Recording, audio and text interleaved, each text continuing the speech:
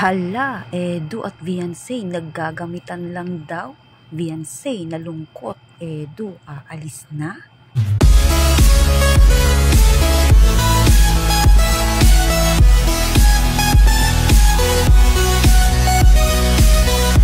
Bakit nga ba sobrang nalungkot itong si Viansay? Edu aalis na nga ba?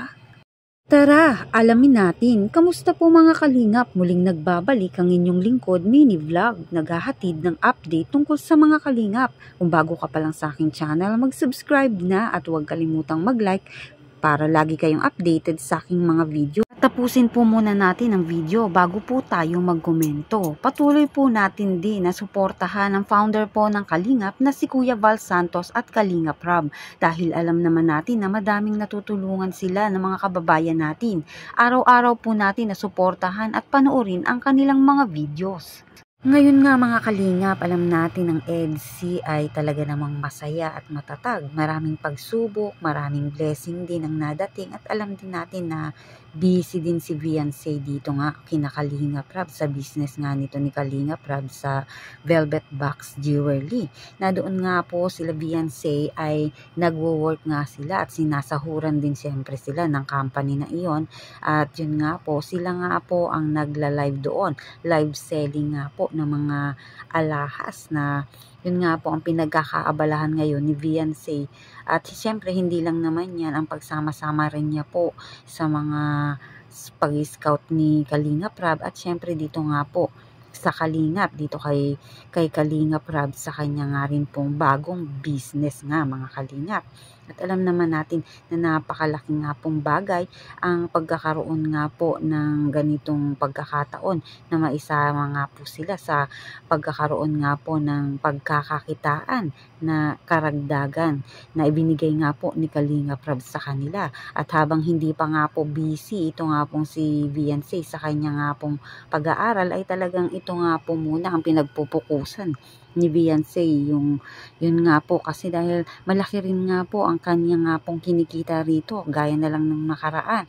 Malaki po ang kinita nila ni Papa Eds at talaga namang lahat ng kanilang ni live selling ay sold out lahat mga kalingap dahil na rin nga po sa walang sawa nga pong suporta ng ating mga viewers at mga sponsor na talaga namang sinusuportahan nga po ang love team nga po na to na EDC.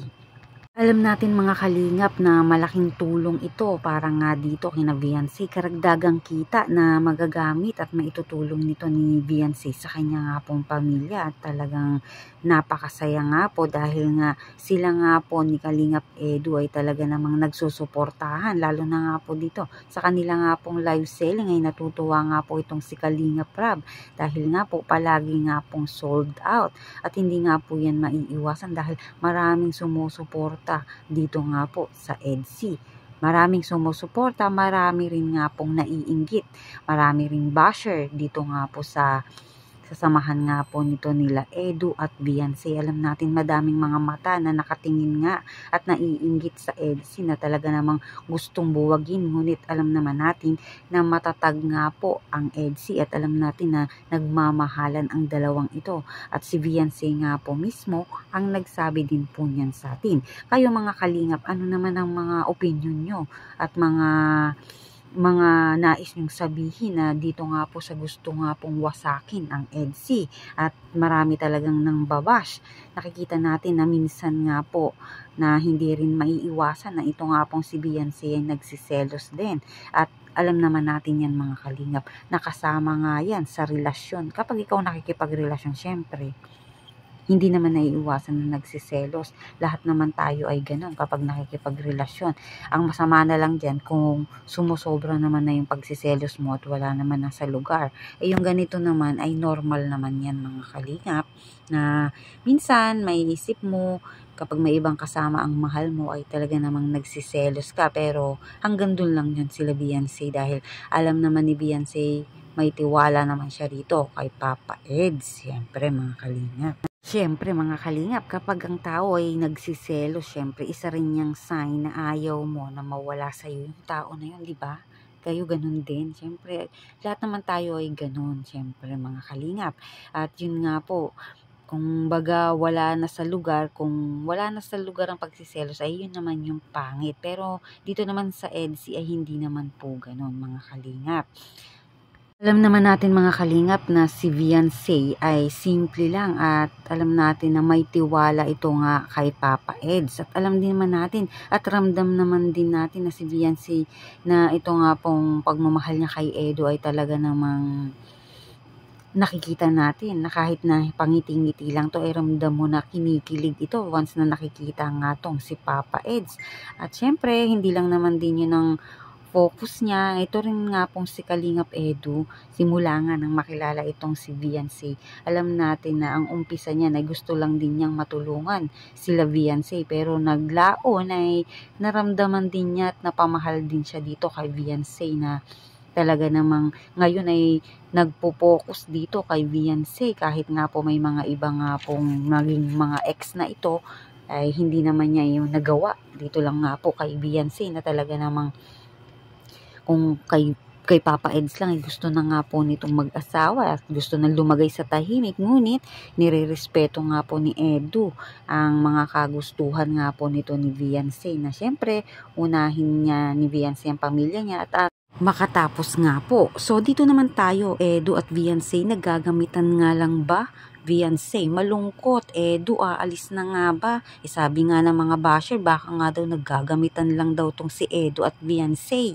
Pero sa akin mga kalingap, malabong mangyari yan na nagagamitan lang tong dalawa dahil una pa lang mga kalingap, nararamdaman nyo na kung may feelings nga po itong dalawa. Alam natin nung una ang purpose ay matulungan nga si Viancy. Ngunit alam din natin habang tumatagal nga po ang pagbablog nga sa dalawang ito, nararamdaman natin na unti-unti nagkakahulugan nga po ng kalooban, lalo na nga pong itong si Papa Eds. Alam naman natin ang focus, hindi focus ni Viancy ang mag-vlog siya. Ang focus niya, magkaroon ng mapasaya ang mga tao, kiligin yung mga tao dahil sa love team nila hanggang na mahulog na ng tuluyan ng kalooban nga nitong dalawa. At yun nga po, kahit nga po ganyan ay nagtutulungan silang dalawa para nga po sa kanilang nga pong mga katulad nito kay Edu, yung beneficiary niya, mga ini-scout niya, sumasama nga po si Viancy. Kaya imposible na sila nga po ay naggagamitan lang dahil nakikita naman natin ang suporta ng bawat isa sa kanila. Kung may nambabash, talagang pinagtatanggol. Kapag may nararamdaman, andyan yung bawat isa. Kung andyan si Edu, handang tumulong. Yung respeto nga na lang nga po ng mga magulang.